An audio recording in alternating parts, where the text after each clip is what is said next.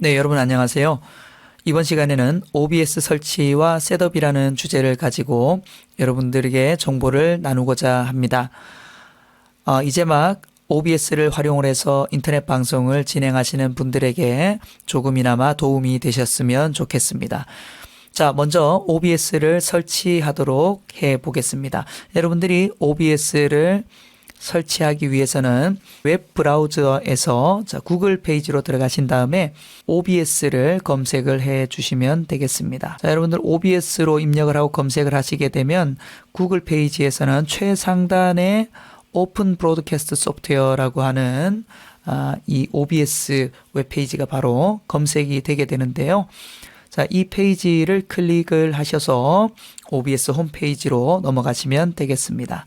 자, 지금 보시는 화면이 OBS 홈페이지의 첫 화면이 되겠습니다. OBS 홈페이지에서는 OBS 스튜디오를 바로 다운로드 할 수 있는 그런 경로를 제공하고 있는데요. 여러분들 화면에 보시는 것처럼 윈도우즈, 맥 OS 그리고 리눅스 버전으로 총 3개의 OBS 스튜디오 버전이 제공되고 있는 것을 확인하실 수가 있습니다. 자, 여러분 저는 윈도우즈 버전으로 다운로드를 받도록 하겠습니다. 여러분은 여러분들이 사용하시는 OS 환경에 맞는 소프트웨어를 선택을 해 주시면 되겠습니다. 여러분 클릭을 하시게 되면요.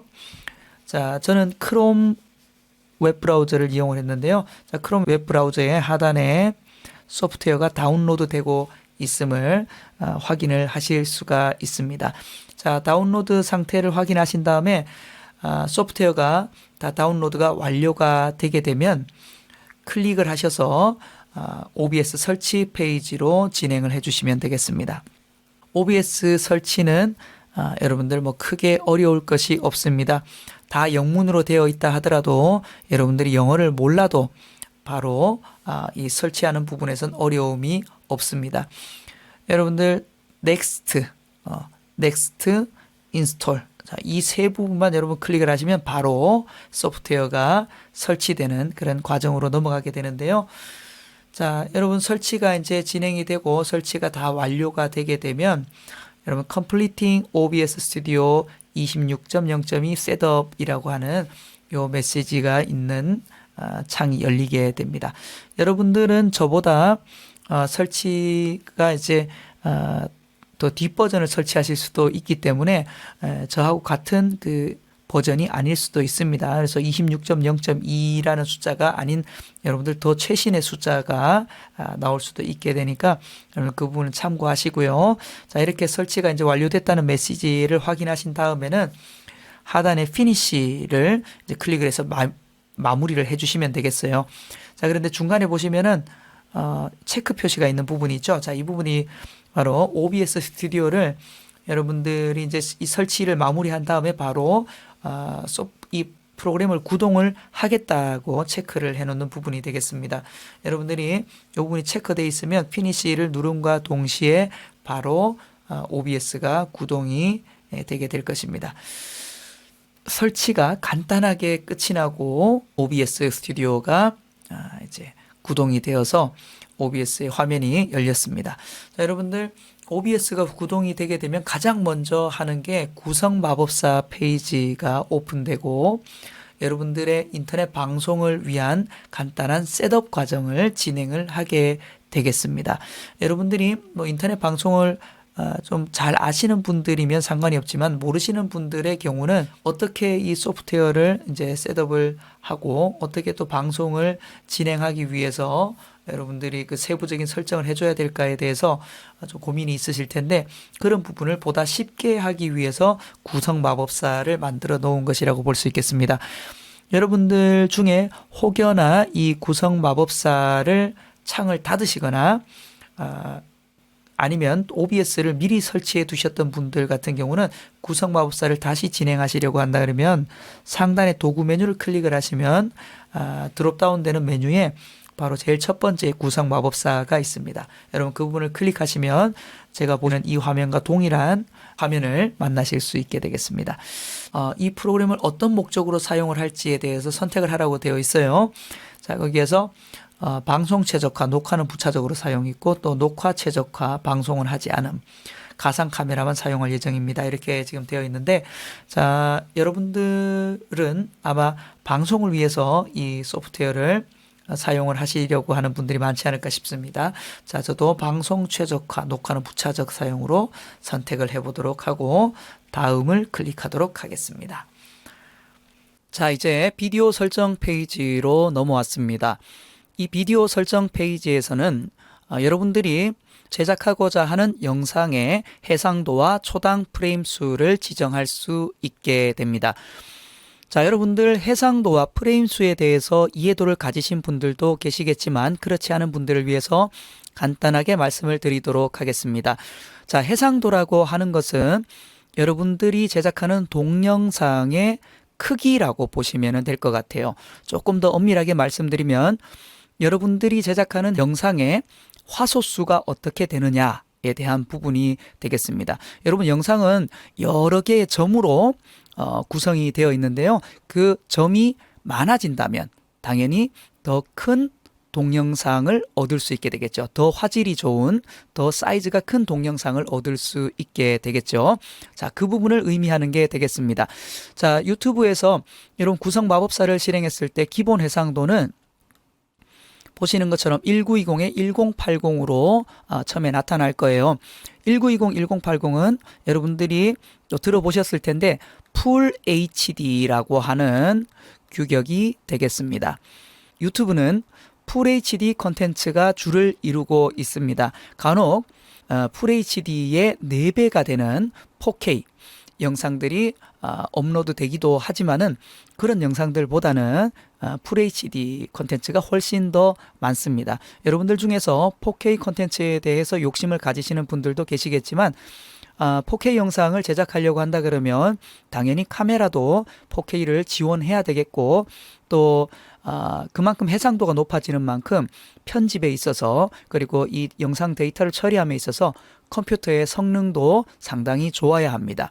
자, 그렇기 때문에 여러분들이 뭐 꼭 특수한 목적에 의해서 UHD, 4K 방송을 하지 않는 이상에서는 일반적으로 유튜브를 위해서는 풀 HD 방송을 목표로 해서 여러분들의 컨텐츠를 만들어 가시면은 적절하리라 생각이 됩니다. 자, 그 다음은 초당 프레임 수가 되겠습니다. 초당 프레임 수는 여러분 동영상은요 1초에 여러 장의 스틸 이미지, 여러 장의 정지 영상들의 조합을 통해서 움직임이 있는 영상을 만들어 내는 것입니다. 여러분들 지금 보시면 60 혹은 30 이렇게 되어 있죠. 자, 이 말은 뭐냐면 1초에 60장의 스틸 이미지 혹은 30장의 스틸 이미지, 정지 영상이죠. 이건 사진이라고 보시면 돼요.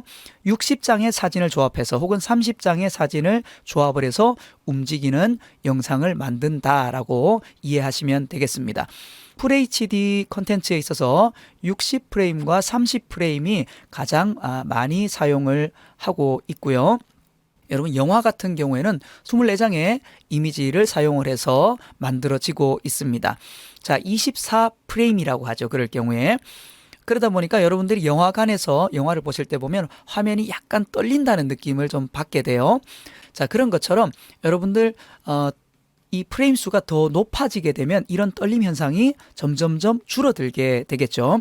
그래서 60프레임으로 가게 되면 24프레임보다 혹은 30프레임보다 보다 더 매끄러운 동영상 재생이 되는 것을 보실 수 있습니다. 자, 여러분들 좀 이해가 되셨는지 모르겠습니다. 해상도의 개념, 프레임의 개념 여러분들이 꼭 이해를 하시고 조금 더 공부하시고 싶으신 분들은 인터넷을 통해서 여러분들 이 부분들에 대해서 검색을 하시면은 자료들이 정말 많이 나와 있습니다. 그러니까 여러분들 영상을 제작하실 분들은 이 부분에 대한 이해도를 가지고 접근을 하시면 좋을 것 같습니다. 자, 그런데 밑에 참고사항 한번 보세요. 참고로 캔버스 해상도는 방송 혹은 녹화하려는 해상도와 반드시 같을 필요는 없습니다 라고 되어 있어요. 자, 여러분 캔버스라고 하죠.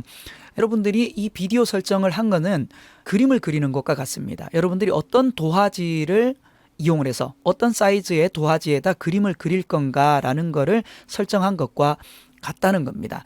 자, 여러분들이 비록 이렇게 FHD 방송을 하고자 의도해서 이렇게 영상 설정을 했다 하더라도 우리가 동영상을 녹화하거나 또한 방송을 할 때 여러분들의 이 컴퓨터 사양이라든지 그리고 또 여러분들의 이 네트워크 환경에 따라서 여러분들이 계획한 이 규격의 방송을 할 수도 있고 혹은 또 못할 수도 있게 그렇게 제약이 발생할 수도 있다는 겁니다.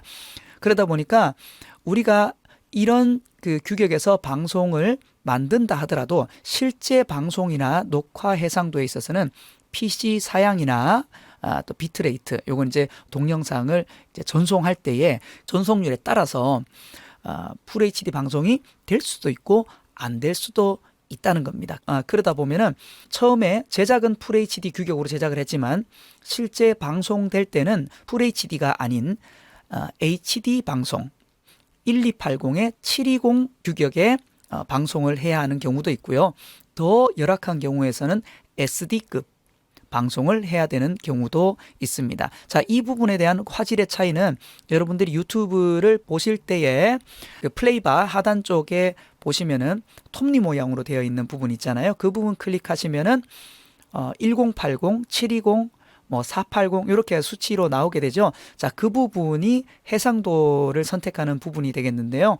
각각을 한번 선택해 보시면서 화질이 어떻게 차이가 있는가를 가늠해 보시게 되면 여러분들이 방송하는 그 영상의 해상도를 가늠해 보실 수 있으리라 생각을 합니다. 자, 이 부분은 우리가 구성 마법사를 끝까지 진행을 하고 나면은 실제 여러분들의 환경에서 어떤 방송이 가능할 수 있을지, 어떤 그 영상 포맷으로 방송을 할 수 있을지가 나오게 됩니다. 자, 그 부분은 끝에 가서 한번 저와 함께 확인해 보도록 하겠습니다. 자, 다음으로 넘어가도록 하겠습니다. 그 다음은 이제 방송 정보를 입력하세요 라고 되어 있어요. 자, 이거는 여러분들이 어떤 방송 플랫폼을 이용할 것인가를 선택하는 그런 그 페이지가 되겠는데요. 여러분들도 아시다시피 동영상 방송을 할 수 있는 그런 그 방송 플랫폼은요, 유튜브를 비롯해서 트위치도 있고 또 페이스북 그리고 인스타그램 이런 것들도 있고 또 국산 그 서비스들 중에서는 아프리카 TV, 네이버 TV와 같은 그런 동영상 플랫폼들이 있습니다. 자, 여러 가지 서비스를 선택을 할 수 있지만 저는 유튜브를 중심으로 한 강좌를 만들어 갈 예정이기 때문에 서비스를 유튜브를 선택을 하도록 하겠습니다. 자, 여러분 우측에 화살 표시를 선택을 하셔서 유튜브 RTMP라고 하는 서비스를 선택을 해주시면 되겠습니다. 자, 유튜브 RTMP를 선택을 하게 되면요, 스트림 키를 입력하라는 페이지가 나오게 됩니다. 자, 이 스트림 키는요, OBS 소프트웨어와 유튜브 간의 일종의 신호를 주고받을 수 있는 통로를 만든다고 여러분 보시면 되겠습니다. OBS에서 방송을 만들어서 출력을 하고 그 방송을 여러분들의 유튜브 계정이 수신받기 위해서는 그 둘만의 경로가 필요하게 되겠죠. 자, 이걸 하기 위해서는 스트림 키가 반드시 입력이 되어야 되겠습니다. 스트림 키를 확인하시기 위해서는 웹브라우저로 다시 이동을 하셔서 유튜브 웹페이지로 접속을 해주시면 되겠습니다. 자, 유튜브 홈페이지에 접속하신 다음에 우측 상단에 보시면은 카메라 모양의 플러스 버튼, 이렇게 플러스 표시가 되어 있는 버튼을 확인하실 수 있는데, 자, 이 부분을 여러분 클릭하시게 되면 동영상 업로드 그리고 실시간 방송하기, 이렇게 이제 두 가지로 서비스가 나눠지는 것을 확인하실 수 있습니다. 자, 여러분 실시간 방송을 클릭을 해 주시면요, 지금 보시는 라이브 관제실이 나타나게 됩니다. 유튜브 라이브 관제실로 이동하게 됩니다. 여러분 당연히 자, 이 라이브 관제실로 오려면은 여러분들의 계정으로 로그인도 되어 있어야 되고요. 자, 여러분들이 또 실시간 방송을 하기 위해서 여러분들의 채널이 인증이 되어 있어야 하고, 또한 라이브 방송을 하기 위해서 여러분들 인증을 하신 다음에 라이브 방송 활성화 하신 다음에 24시간이 지난 후에 라이브 방송이 활성화 되게 됩니다. 여러분들 중에 제가 보시는 이 라이브 관제실이 나타나지 않는다면 여러분들의 계정이 아직 인증을 받지 않았고 또 실시간 방송을 하기 위한 실시간 방송 활성화가 되지 않은 상태라고 보실 수 있겠습니다. 자, 이제 라이브 관제실의 중간 부분에 보면은 스트림 키라고 되어 있는 부분이 있습니다. 자, 이 부분을 여러분 확인하시고 복사를 클릭해 주시면 이 스트림 키가 여러분들 복사가 됩니다. 자, 요 상태에서 다시 OBS로 넘어와서요. 스트림 키 입력 부분을 클릭하시고 오른쪽 마우스를 다시 한번 클릭을 하시면은 영어로 paste라고 있을 거예요. PASTE. 자, paste를 선택을 하시게 되면 스트림 키가 그대로 붙여넣기 된 것을 확인할 수 있게 됩니다. 여러분들, 자, 이렇게 해가지고 스트림 키가 이제 입력이 되었으면 다음을 클릭해서 그 다음 단계로 넘어가시면 되겠습니다.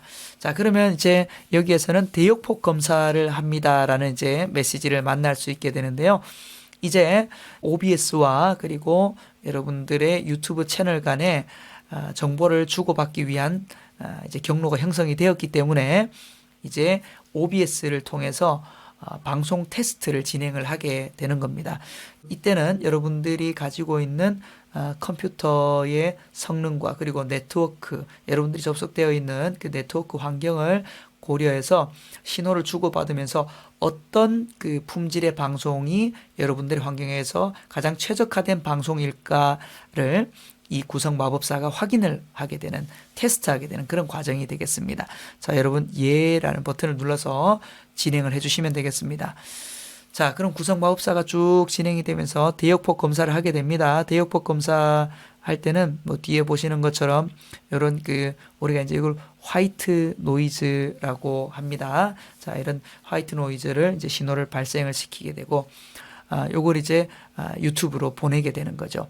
자, 실제 여러분들 이 테스트를 진행할 때 보시면은 유튜브 라이브 관제실에는 아까 보셨던 그 화이트 노이즈가 이제 수신되고 있는 것들을 확인할 수 있게 됩니다. 뭐 굳이 이 유튜브 스튜디오로 여러분들이 뭐 넘어오실 필요는 없기는 합니다. 자, 이렇게 해서 구성 마법사가 완료가 되게 되면 검사 결과가 이제 나오게 되는데요. 자, 보시는 것처럼 자, 기본 해상도 1920-1080, 출력 해상도도 1920-1080, 그리고 초당 프레임 수는 60프레임. 자, 제가 처음에 방송하고자 했던, 계획했던 그 해상도와 프레임 수를 모두 지원할 수 있다. 제가 가지고 있는 이 하드웨어 네트워크 환경에서는 그 퀄리티의 방송을 할 수 있습니다라고 해가지고 지금 이제 결과를 나타낸 게 되겠습니다. 자, 여러분들이 가지고 있는 컴퓨터나 그리고 네트워크 환경에 따라서 실제 여러분들이 원하는 그런 FHD 방송이 안 될 수도 있게 돼요. 출력 해상도, 조정된 해상도가 더 낮은 해상도로 나타날 수도 있게 되는 경우입니다. 뭐 경우에 따라서는 1280, 720, 그러니까 HD급 해상도 방송이 적합합니다라고 나타나는 경우도 있고, 또 더 이렇게 환경이 안 좋게 되면 SD급 방송이 적합합니다 라고 이제 그렇게 나타날 수도 있게 됩니다. 자, 여러분들이 이제 이 구성 마법사의 결과를 다 확인하셨으면 설정 적용을 클릭을 하시고 이제 다음 단계로 넘어가시면 되겠습니다. 이제 다음 단계는 바로 방송을 실제 이제 진행하기 위해서 여러분들의 장면도 만들고 소스들은 또 어떻게 이제 이용을 하게 되는지 이제 그런 부분들에 대한 것들을 또 이제 알아야 되겠죠. 자, 그 단계에 대한 강좌는 또 다음번에 만들어서 업로드 하도록 하겠습니다. 자, 이상으로 마무리하도록 하겠습니다. 감사합니다.